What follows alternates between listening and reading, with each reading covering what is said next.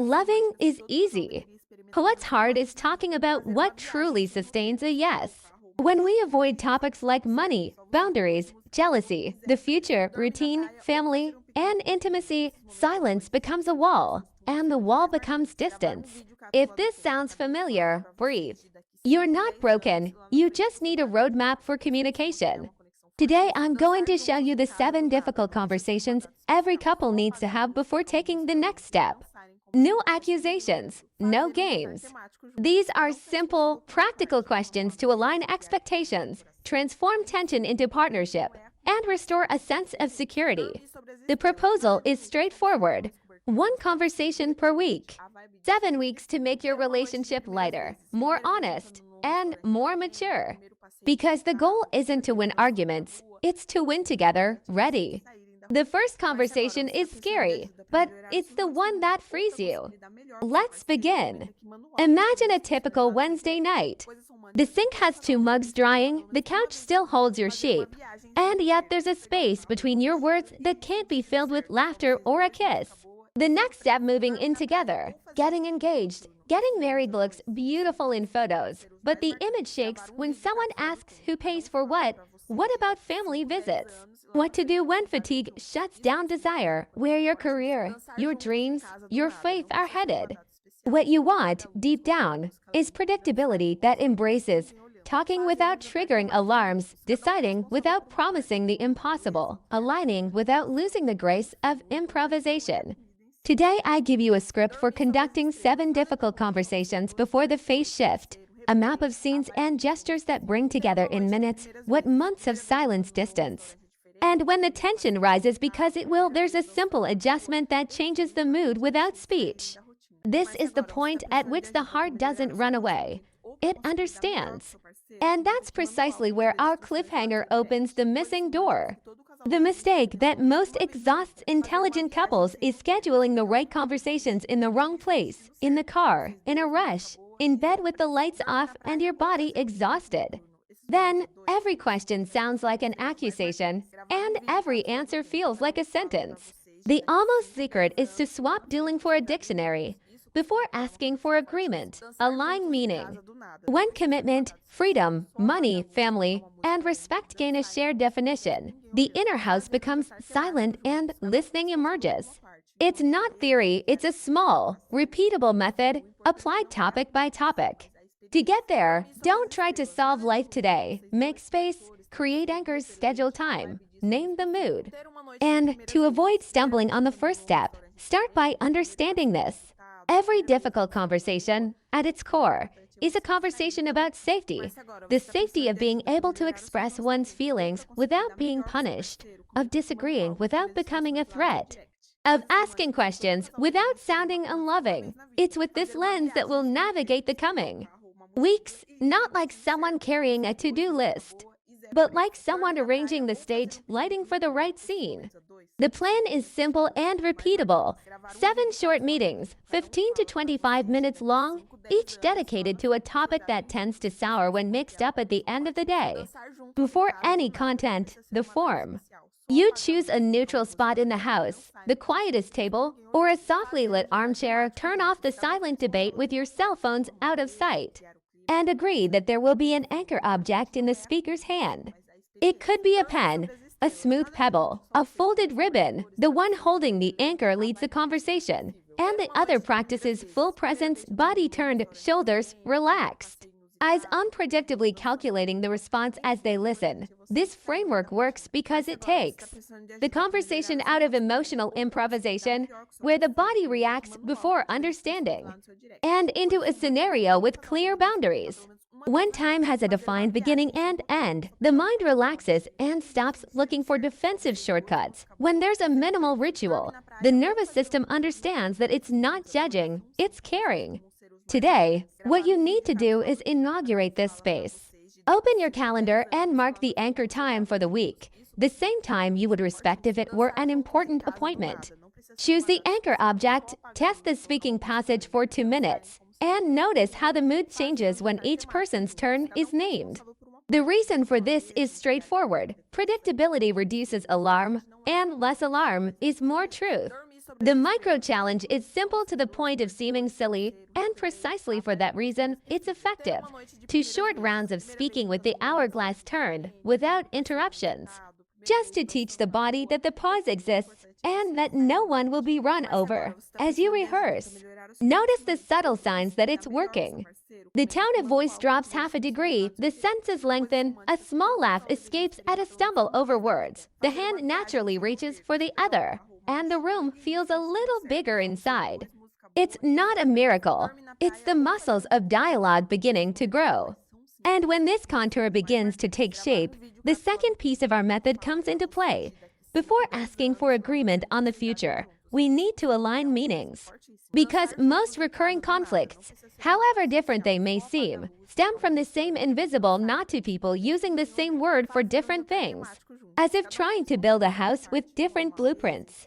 That's why the next step won't be to decide anything yet. It will be to create a small emotional dictionary for the couple, where commitment, freedom, money, family, and respect gain a shared definition that fits both. At the end of this first meeting, leave a physical trace of your decision. It could be a phrase written and stuck on the refrigerator, something like "Here we speak with an anchor and finish at the agreed time," or a pencil mark in your notebook reminding you of the anchor time. These small milestones teach your daily life that the relationship has a place for care and that this place will be honored even when life gets tough. If today you leave this introduction with the time chosen, the object defined, and the first experience of speaking in turns, there will already be a noticeable difference in the air, like the silence that precedes a good song. And it is precisely in this stillness that the invisible principle that organizes all conversations can reveal itself clearly. Opening the door to the second topic, the art of translating emotions before trying to resolve them. Before any decision comes translation. 2 people can say, "I want stability," and, deep down, be talking about different things. For one, it's having an emergency fund and knowing when the bills are due. For the other, it's feeling like they won't be left alone when the day is heavy. This is where most couples stumble. They negotiate solutions over words that don't resonate with the same body. Emotional translation is the gesture of asking what a word means in that specific organism, in that history, in that repertoire of wounds and relief. It seems simple, but it changes the entire terrain because it takes the conversation out of the courtroom where who is right is proven and into the workshop where it is adjusted to function better. The scene is every day, Sunday afternoon. Someone says, "I need financial security," and the other sighs like someone accused. The atmosphere drops not because of the topic, but because of the hidden meaning that was missing. What to do today is create, together, a mini emotional dictionary with half a dozen words that set off alarm bells in the house. Choose one to debut: commitment, freedom, money, family, respect, and take the entire read slowly. The anchor describes the word in 3 real-life images. When I say commitment, I think about letting you know if I'm going to be late, about not disappearing on bad days, and about planning big decisions in advance. The listener reflects back, checking the contours. So, for you, commitment is predictability of presence, alignment in decisions, and transparency in what might affect you. Only after this does the question that seals the deal: what of this is essential and what is preferable? The answer provides a map of what is a basic clause and what is a possible adjustment, and this distinction prevents the couple from treating taste as a value or value as a whim. Why does it work? Because when the brain recognizes the contours, it lowers its guard. Good predictability doesn't stifle. It allows courage. The micro challenge is objective and brief. Take a sheet of paper and write the chosen word at the top. Below, write the short, crisp, and effective summary sentence that passes the test for both of you. Something like here: commitment equals informed presence plus aligned major decisions. Fold and leave this sheet in a visible place for a week as a reminder that you've chosen to build a common language. To teach your body, test the translation in a real-life situation today. At the end of the day, return to the word in a small situation and see if the conversation becomes smoother. Knowing it worked isn't about hearing a pretty speech. It's about noticing subtle signs. The shoulders drop. The voice loses its edge. The pause stops sounding like abandonment and becomes a concerted breath. If disagreement arises, return to the mirror without irony, like someone sanding wood for a fine fit. Rushing to define kills nuance, and it's nuance that prevents a fight from recurring. There are subtle pitfalls in this process. The first is confusing translation with eternal concession. Translating isn't about giving up oneself. It's about naming precisely to negotiate better. The second is trying to complete the entire dictionary overnight. New language requires use, not decree. The third is using translation as a weapon. You said commitment is X, so why did you do Y? When the spirit of the method is curiosity, not auditing. To avoid these risks, maintain the laboratory tone to people tuning instruments before the show. After today's round, put away the sheet with the summary sentence and agree on which word will be used next week, always maintaining the ritual of time and place. With this foundation, the 7 conversations cease to be alleys and become streets with signs, when the dictionary begins to live in our mouths and gestures. A new courage emerges to address concrete topics without them becoming a minefield. It's the perfect moment for a quick victory. The kind that eases the burden and shows that the method already works. And that's precisely why the next step descends from the abstract to the table of life, separating we money from me money. Telling stories before numbers and creating a minimum nest of security that gives peace to other decisions. Money often embodies fantasies of power and fear, so the conversation needs to begin with humanity before numbers. Instead of opening an app and recording expenses, you open memories. Each of you recounts where your sense of worth came from. The first allowance that brought pride, the secret purchase that turned into guilt, the end-of-month hardship that left a scar. By putting history on the table, the account loses teeth and gains context. Today's movement doesn't close a spreadsheet, it delineates territory. You name, out loud, what belongs to the we and what belongs to the self, without judgment, like someone delimiting the rooms of a house that will be inhabited by two. The self holds what sustains identity and self-care. The we embraces what protects the common ground and the futures we've agreed upon. From there, a simple question guides the fine line. What is untouchable because it keeps you whole? What is negotiable because it can change shape without hurting you? And what needs to migrate to the common fund so the house can breathe? The scene helps to guide the hand. The gable table, an open notebook, a pen passed from hand to hand. The speaker holds the anchor and describes a coming expense, perhaps a class, a weekly coffee, a monthly book. The listener practices curiosity and reflects back in the mirror, testing whether they understand the reason. Next, you choose a safety net, even if symbolic, a small amount that begins to be saved for the unpredictable of the we. The body learns that there is a network. The reason for this design is straightforward. Preserved autonomy reduces the fear of merging, and a nest, however modest, reduces the fear of falling. Without these fears, dialogue needs no armor. The micro-challenge, lasting 10 to 15 minutes, is still appropriate today. Each person chooses an expense of the I that will not be discussed for 3 months and a commitment of the we that starts small and is visible, such as paying in advance a bill that always arrives late or starting to save for a common goal. Write in a short sentence in the notebook the summary of this agreement with a date and time for review. The signs that it worked don't appear on graphs, they appear in the body. The usual coffee is no longer a guilt. The electricity bill stops haunting the hallway. The conversation about how much loses its harshness because the why has become clear. You realize that at the grocery store, you no longer argue over the expensive soap or the cheapest rice. You argue less because you've already decided where each decision lies. If tension rises, and sometimes it does when your wallet reminds you of old faults, you activate the pause code you've trained, breathe, and start over with the story that humanizes. When the discomfort is real, record the discovery in a single line. Saving here scares me because it reminds me of lack. Spending here helps me live better. This record becomes a hot lead for the next conversation. The desirable side effect is immediate. A sense of teamwork emerges. Pronouns shift effortlessly. What was once my problem becomes our engineering, and the inner house gains a centimeter of ground. With your wallets unburdened and a sense of respected autonomy, you can broach the topic many avoid for fear of becoming a pressure or a list of demands. It's precisely now that the ground is ready for a deep conversation about intimacy, touch, and body language, not as a task, but as a climate that regulates everything else. And this is what opens the door to the next chapter. Intimacy isn't forced, it's cultivated. It's born from the atmosphere that precedes touch, the way eyes rest, and the care taken with each other's edges when the day has already come heavy. Today's conversation isn't about frequency, it's about language. Each body learns its own dictionary. Some read affection in hands clasped on the couch, and others only surrender after hearing that it's okay not to be okay.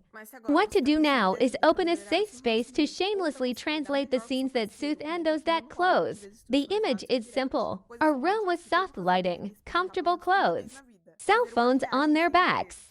The one holding the anchor says in short phrases what helps open the door. When you run your hand through my hair in the early evening, my body understands that the house is protected. When you come close, laughing at a meme the minute I've unloaded from work, I freeze, and it's not about you. It's about the discharge that hasn't yet subsided. Whoever listens returns it to the mirror, without immediate repair, just to show that they understood the drawing, and asks if there is anything they should avoid on thin skin days. Why does this work? Because the nervous system doesn't negotiate arguments, it responds to signals. A predictable touch and a gentle word before approaching tell the body there's no danger. When the approach happens without invitation, the body raises drawbridges and everything becomes a misunderstanding. The goal here is to agree on small signals that precede the encounter, like turning on a light in the hallway before entering the bedroom. Maybe it's a sweet text message upon arrival. Maybe it's a 20-second hug in the kitchen before any attempt at anything more. Maybe it's the promise that, on a day without power, there will still be a gesture of presence, feet touching while watching a series. Tea delivered by hand, a bath prepared in silence. It's not grandiosity, it's consistency. Intimacy grows more with daily drops than with occasional storms. Today's micro-challenge fits into 15 minutes, even on a bad day. First, each of you chooses a standard gesture of self-care for tired days, easy enough to survive a bad mood. Then you agree on a weekly moment of goalless curiosity, a 10-minute conversation in which you ask each other, how does your body like to be cared for when it's exhausted? And gather concrete answers, without debating theory. Finally, you create a know now without rejection, a home phrase that preserves desire and connection when energy is low. Like, I want you and I want to rest now so I can find you better tomorrow at 9. Write this phrase somewhere visible for a week, just to remind your body that a momentary refusal is not a rejection of the person. The signs that things are working aren't fireworks, they're hallway details. The good morning kiss loses its rush. The hand reaches for the other in the middle of the night without calculation. The shared bath appears as if it were nothing. The conversation about desire loosens because the ruler stops being performance and returns to being presence. You'll also notice fewer misunderstandings like "you didn't want me" replaced by "you saved me today." Thank you. If you stumble, and stumbles are part of the journey, return to the repair protocol IMD. Quietly, pause, validation, synthesis, and a small gesture that restores the atmosphere. No humiliation. No theatrics, with the body remembering that home is home. The relationship gains the courage to play. And play here isn't infantilizing. It's restoring lightness to a territory that, if it becomes too serious, hardens. Playfulness doesn't erase depth. It anoints the hinges so the doors open without creaking. That's why, as soon as this dictionary of touch begins to live in the hands and senses, the next conversation exchanges gravity for a game that fits on Tuesday in 15 minutes. And that miraculously unlocks other conversations. It's precisely this shift From the workshop to the park, that leads us to the next topic. Lightness is a serious instrument.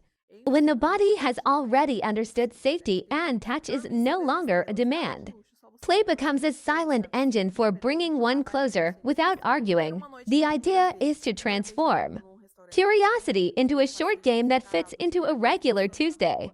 On the table, a transparent jar takes up residence as if storing seeds inside it, folded papers with small 15-minute experiments that blend discovery, laughter, and a bit of domestic adventure, instead of endlessly negotiating what to do. You surrender to the chance you've agreed upon, and this prior arrangement removes resistance. The movement begins before the draw. You set the stage with a simple gesture, perhaps dimming the room lights and turning off notifications. Perhaps choosing a song that always brings a smile without needing to talk. Whoever is more tired has the right to draw and ask for a replacement just once, without justification, and the other person welcomes this naturally, because the goal is to create good. Quick memories, not performance tests. What to do today is open the jar with experiences that stir the senses and stories, not perfection. You could indulge in the exercise of listening to the same song in the dark and then narrating the scene it sparked within, or cooking something with 3 chosen ingredients with your eyes closed, describing the memory each scent evokes, or walking to the corner without a cell phone and recounting your day as if it were a movie trailer, acting it out a bit to provoke the laughter that unlocks. Another night, perhaps you'll choose to dress in the most comfortable clothes in the house and stage an imaginary interview with who you want to be in 5 years. Jotting down the answers that ring true. Keep everything short, bite-sized, and easy to fit in between washing dishes and bathing. Because repetition of the simple is what builds a path. Why it works is no mystery. The brain learns by association. And when moments of serious conversation are glued to memories of laughter and novelty, the body stops triggering alarms before speaking. Lightness teaches that a relationship isn't a courtroom. It's a safe playground where you can stumble without falling badly. Today's micro-challenge is all about a piece of paper and a pen. Each person silently writes down 3 microdate ideas they'd like to try this week. Ideas so small it would be embarrassing to say no way. Papers are folded, the pot is filled. The first experiment is drawn and carried out without any post-judgment. At the end, a summary sentence is entered into the household notebook like a passport stamp. What surprised? What sparked involuntary laughter? What sparked a good conversation? If something causes discomfort, that becomes data, not ammunition. You simply mark the discovery and adjust the game, maintaining the laboratory spirit with background music. The sign that it worked appears in the cracks. An inside joke springs from nowhere and reappears in the grocery line. A passing touch in the kitchen becomes an invitation to remember the night before. The urge to propose the next draw arises without anyone pushing. The serious conversation, which usually hurts, begins to arrive without a mask because the body already feels welcomed. There will be predictable setbacks. Sometimes the pot turns into a hidden competition. Sometimes Tuesday gets tough, and chance seems more like a chore. On those days, you guiltlessly take it easy and choose the pocket version of the game. Something as small as lying on the living room floor for 5 minutes and staring at the ceiling while recounting a fond childhood memory, just to remember that it's still possible to laugh simply. If the urge to turn everything into a ranking arises, you breathe and remember that the prize of the game is the atmosphere, not the score. And if chance delivers an experience the day can't accommodate, you renew your role and don't argue about the refusal, because respecting the body of the day is part of the care contract. What remains, when playfulness becomes habit, is a home texture that doesn't creak, where words don't enter with heavy boots. With this fuel of lightness replenished, the next turn can be taken with less slippage. Because nothing sabotages a good method as much as old triggers triggered by hurtful phrases, exhausting rhythms, and poorly chosen scenes. This is precisely where the game finds gentle discipline, understanding what not to do, naming what to do instead, and giving the brain a safe route when the alarm rings.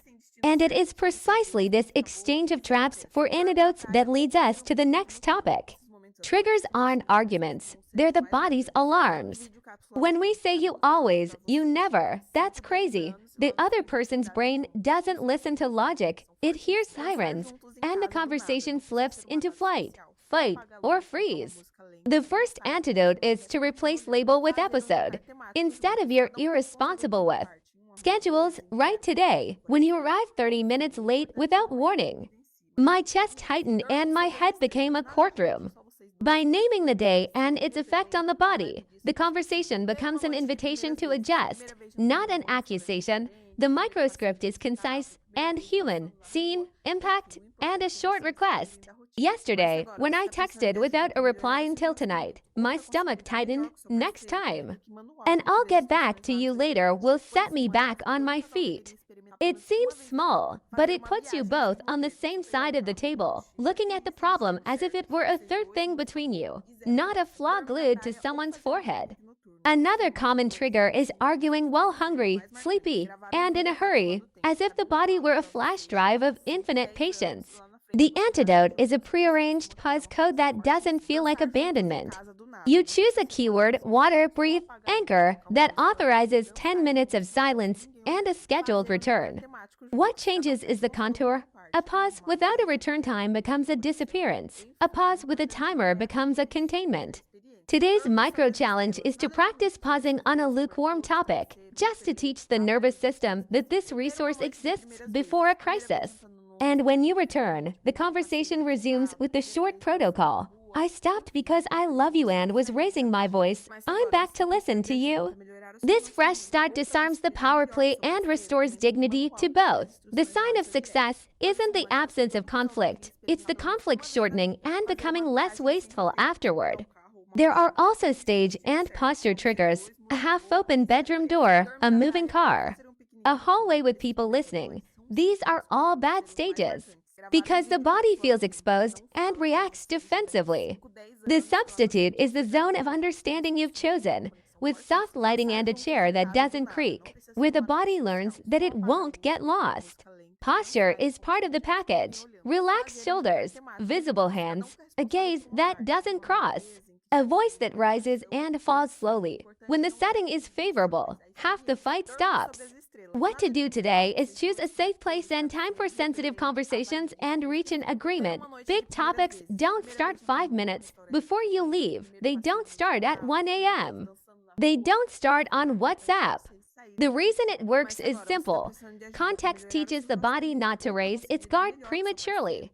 There's also the silent trigger of sarcasm and defensive irony, which seem clever but sound like disdain. The antidote is open curiosity, with a question that seeks a contour rather than a loophole. Help me understand how this got so big in there. Or which part is most important to you right now? The question isn't an interrogation, it's a stepping stone. And when guilt tries to disguise itself as a quick excuse, I messed up, done, happy. The substitute of useful responsibility steps in. I messed up. The impact on you was X. And what I'm going to do differently is Y. The difference in mood is clear. The first sentence closes. The second paves the way. The micro-challenge is to use a question of curiosity and a useful responsibility today on a small topic, just to see the effect. To visualize the before and after, take a likely scene. Before, you never prioritize me, tense shoulders, loud voice, averted eyes, defensive response, old memories thrown like stones, half an hour of exhaustion, and the rest of the day sour. After, when you canceled without explaining, my body remembered when I was last in line. If you let me know as soon as you know, even with a short sentence, my ground will sink back down. Visible breathing, short pause, concrete agreement, 20 minutes, and a hug that isn't a reward. It's a mood setter. The content of the problem may be the same, but the way it's phrased changes the film.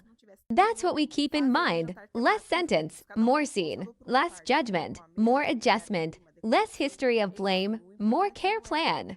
When the antidotes begin to reside in the mouth and in gestures, conversations stop breaking down in the same places. And it's precisely on this firmer ground that the next step gains momentum, because there's no point in talking about quality time if the internal clock is still blaring. With the alarms under gentle surveillance, the relationship is ready to transform time together into time that brings us closer. With a simple and realistic script that fits into tight schedules and produces clear signs of progress, it's precisely this shift from improvisation to ritual that leads us to the next topic. Triggers aren't arguments, they're the body's alarms. When we say you always, you never, that's crazy. The other person's brain doesn't listen to logic, it hears sirens, and the conversation slips into flight, fight, or freeze. The first antidote is to replace label with episode. Instead of your irresponsible with, schedules right today when you arrive 30 minutes late without warning. My chest tightened and my head became a courtroom. By naming the day and its effect on the body, the conversation becomes an invitation to adjust, not an accusation. The microscript is concise and human, scene, impact, and a short request. Yesterday, when I texted without a reply until tonight, my stomach tightened. Next time. And I'll get back to you later will set me back on my feet. It seems small, but it puts you both on the same side of the table, looking at the problem as if it were a third thing between you, not a flaw glued to someone's forehead. Another common trigger is arguing while hungry, sleepy, and in a hurry, as if the body were a flash drive of infinite patience. The antidote is a prearranged pause code that doesn't feel like abandonment. You choose a keyword, water, breathe, anchor, that authorizes 10 minutes of silence and a scheduled return. What changes is the contour. A pause without a return time becomes a disappearance. A pause with a timer becomes a containment. Today's micro-challenge is to practice pausing on a lukewarm topic, just to teach the nervous system that this resource exists before a crisis. And when you return, the conversation resumes with the short protocol. I stopped because I love you and was raising my voice. I'm back to listen to you. This fresh start disarms the power play and restores dignity to both. The sign of success isn't the absence of conflict. It's the conflict shortening and becoming less wasteful afterward. There are also stage and posture triggers, a half-open bedroom door, a moving car, a hallway with people listening. These are all bad stages because the body feels exposed and reacts defensively. The substitute is the zone of understanding you've chosen, with soft lighting and a chair that doesn't creak, where the body learns that it won't get lost. Posture is part of the package. Relaxed shoulders, visible hands, a gaze that doesn't cross, a voice that rises and falls slowly. When the setting is favorable, half the fight stops. What to do today is choose a safe place and time for sensitive conversations and reach an agreement. Big topics don't start 5 minutes before you leave. They don't start at 1 a.m. They don't start on WhatsApp. The reason it works is simple. Context teaches the body not to raise its guard prematurely. There's also the silent trigger of sarcasm and defensive irony, which seem clever but sound like disdain. The antidote is open curiosity, with a question that seeks a contour rather than a loophole. Help me understand how this got so big in there. Or which part is most important to you right now?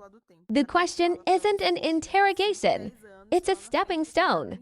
And when guilt tries to disguise itself as a quick excuse, I messed up, done, happy. The substitute of useful responsibility steps in. I messed up. The impact on you was X, and what I'm going to do differently is Y. The difference in mood is clear. The first sentence closes. The second paves the way. The micro-challenge is to use a question of curiosity and a useful responsibility today on a small topic, just to see the effect. To visualize the before and after, take a likely scene. Before, you never prioritize me, tense shoulders, loud voice, averted eyes, defensive response, old memories thrown like stones, half an hour of exhaustion, and the rest of the day sour. After, when you canceled without explaining, my body remembered when I was last in line. If you let me know as soon as you know, even with a short sentence, my ground will sink back down. Visible breathing, short pause, concrete agreement, 20 minutes, and a hug that isn't a reward. It's a mood setter. The content of the problem may be the same, but the way it's phrased changes the film. That's what we keep in mind. Less sentence, more scene. Less judgment, more adjustment. Less history of blame, more care plan. When the antidotes begin to reside in the mouth and in gestures, conversations stop breaking down in the same places. And it's precisely on this firmer ground that the next step gains momentum, because there's no point in talking about quality time if the internal clock is still blaring. With the alarms under gentle surveillance, the relationship is ready to transform time together into time that brings us closer. With a simple and realistic script that fits into tight schedules and produces clear signs of progress. It's precisely this shift from improvisation to ritual that leads us to the next topic. Quality time isn't a mystical number of hours. It's a way of being. It happens when your body understands that, for a few minutes, nothing competes for center stage but the two of you. To make this a reality amidst busy schedules, the secret is to transform presence into a simple, repeatable, and measurable ritual. Start by choosing an anchor time that's most likely to exist almost every day. Even the bad ones, perhaps the first 20 minutes after your evening shower, perhaps the 10 minutes before breakfast. Perhaps the interval between getting home and opening your laptop. This time becomes a small liturgy. The household learns that screens rest face down, the light is softer, the chair lets the body relax. And guiding questions always arise in the same order to teach predictability. What were the peaks and troughs of your day? And what can I do tomorrow that would lighten your load? What you should do today is test this ritual as concretely as possible, choosing the time, setting the scene into steps, and living the entire round without deviation, like someone sharpening a knife before cooking. Why does it work? Because the brain relaxes when it recognizes a pattern. When it knows what's going to happen, it doesn't waste energy watching for danger and frees up attention for listening. The micro-challenge is to protect the ritual from camouflaged haste. If the topic tries to become a checklist, you draw back to the raw experience of the day, naming a moment with a scene and sensation, avoiding long speeches that hide the vulnerable part. Signs of progress appear early and aren't grand. Your voice loses the harshness that traffic often leaves. Your breathing finds a similar rhythm. Your hand rests on the other's knee without calculation. And your responses no longer sound automatic. You realize that with a few consistent minutes, you make better decisions than with random hours, because the ritual maintains a continuous thread of understanding. On days with a brutal schedule, there's pocket mode, 5 timed minutes standing in the doorway or in the hallway of your building, with your eyes genuinely meeting and a brief exchange of peaks and valleys like passing a torch. If one of you comes up short, the other gently holds the space and, at the end, offers a small gesture that already improves tomorrow, moving a specific task out of your way or sending a message that tease through the noise. To measure without turning it into a spreadsheet, you look for 3 silent signs. If the household's basic mood has dropped half a degree, if random scolding has lessened, and if, the next morning, one of you acts preemptively without the other needing to be asked. When a day fails, the ritual doesn't become a source of guilt. It simply changes its appearance and reappears smaller, because consistency is more important than brilliance. There are predictable pitfalls that require delicacy. The first is confusing the ritual with an interrogation, filling it with whys that suppress nuance. The solution is to remain in soft curiosity, seeking scene and impact, not a thesis. The second is to think that quality time requires a grand production. The truth is that the body regulates itself with the repetition of small signals, not with cinematic events. The third is to bring into the ritual pending matters that should reside elsewhere, such as overdue bills or heavy logistics. If this happens, you name and mark a specific time on the calendar, preserving the integrity of the encounter. The idea is for the ritual to be an oasis that irrigates the following day, not a storehouse of problems. If you notice the conversation stalling, bring back the anchor object and hold hands for a 30-second round of silence, allowing the body to catch up with the mind. Often, it is the body that unlocks the thought. When quality time becomes a habit, the rest of the house reorganizes around it. You begin to anticipate each other's needs without being overwhelmed. Small kindnesses become natural, and the internal climate becomes more resilient to unexpected events. It's on this more stable ground that the next topic blossoms with less friction, because part of what intoxicates couples is the abandonment of self in the name of we. For time together not to become dependency or silent sacrifice. It's necessary to adjust the self-care that regulates mood, patience, and availability. And that's precisely why, with the ritual consolidated, we move on to the next step: how self-care improves the couple's mood without becoming an endless list or an excuse to distance yourself. Taking care of yourself isn't an individualistic luxury. It's about maintaining a healthy relationship. When the body sleeps less than it needs and the day lacks a restorative break, any common noise, a creaky door, a misplaced towel becomes a signal for war. Therefore, before adding tasks, the idea is to simplify, like opening the windows to ventilate the house.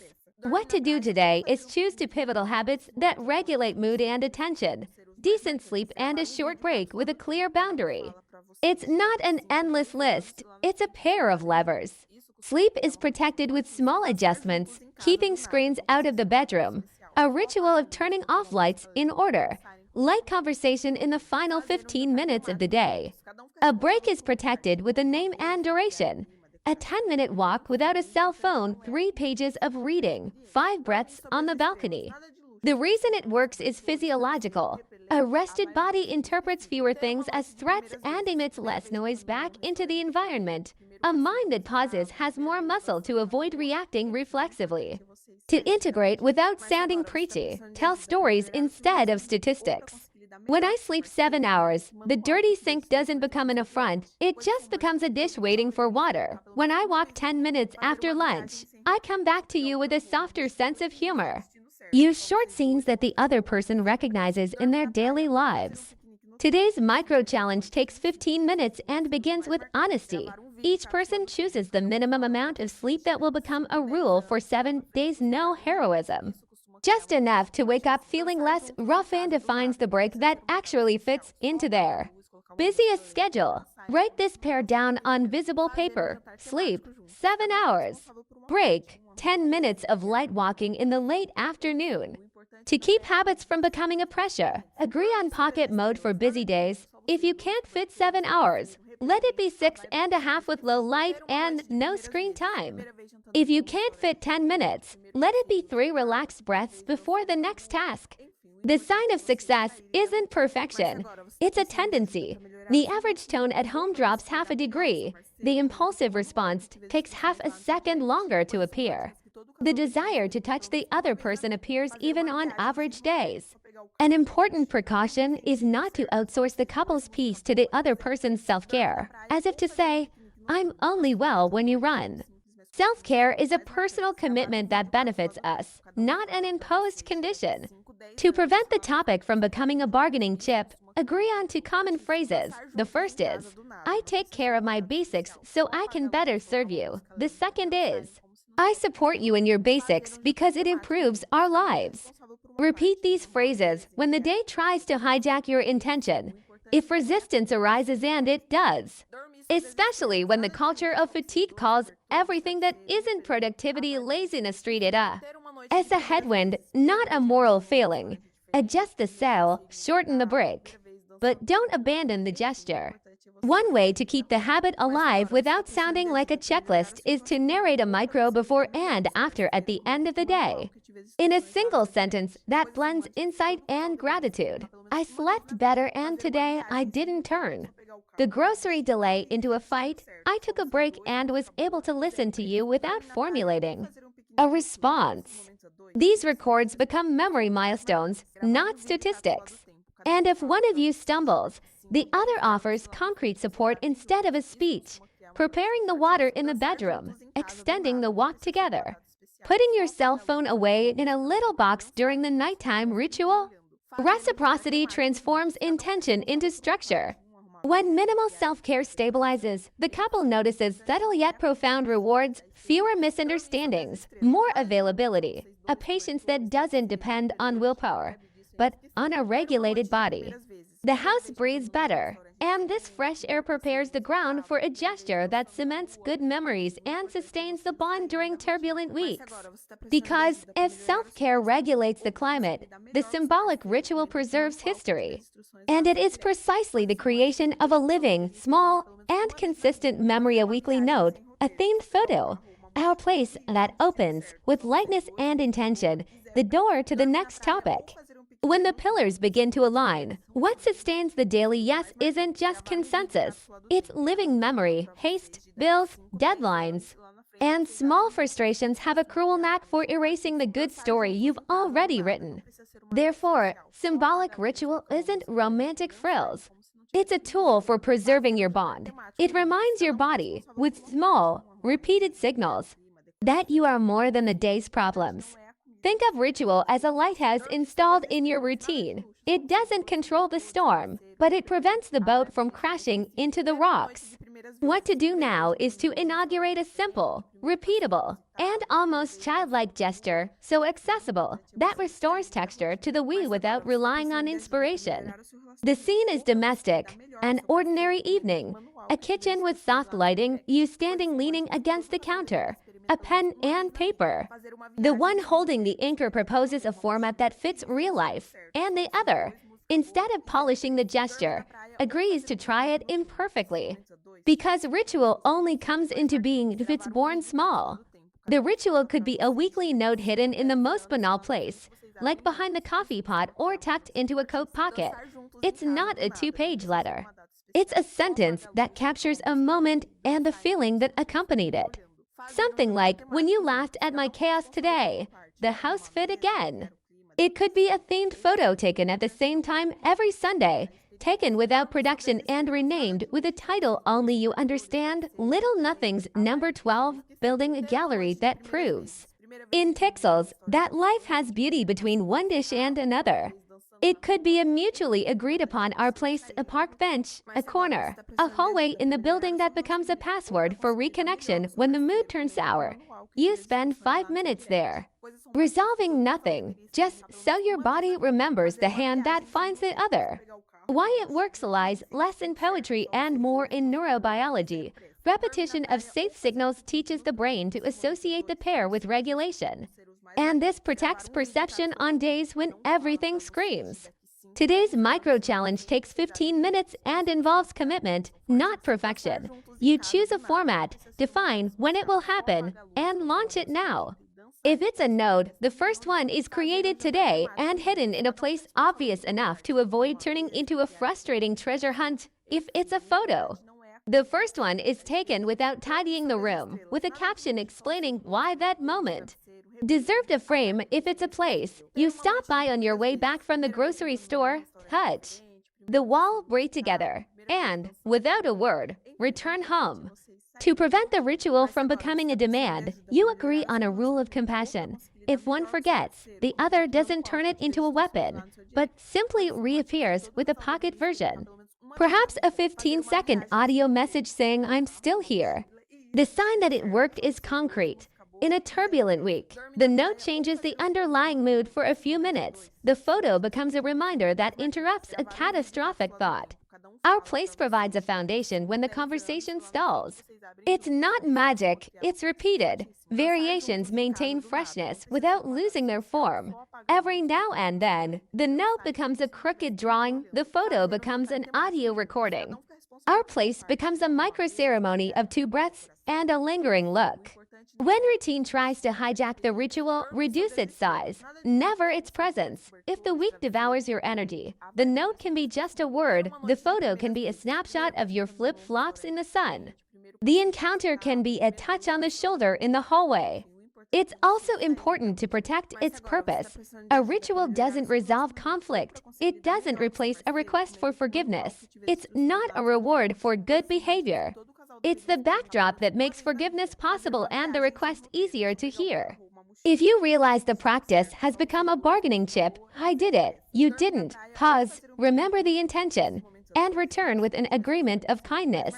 Because the metric of the ritual is atmosphere, not counting. Discreetly record the best lines and images in a notebook at home.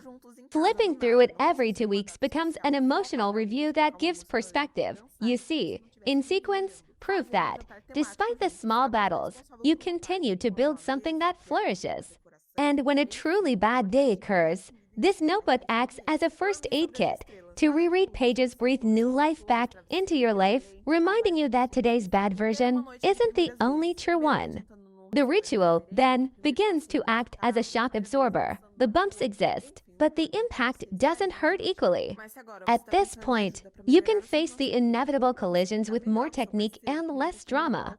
Because not even the best lighthouse eliminates all the stones, and when the hull is scratched, what saves you is knowing how to repair without humiliating, without delaying, and without turning love into a courtroom. It is precisely this transition, from the memories that sustain to the procedure that repairs, that leads us to the next chapter, a short, human, and repeatable protocol for mending the bond when conflict cracks the surface.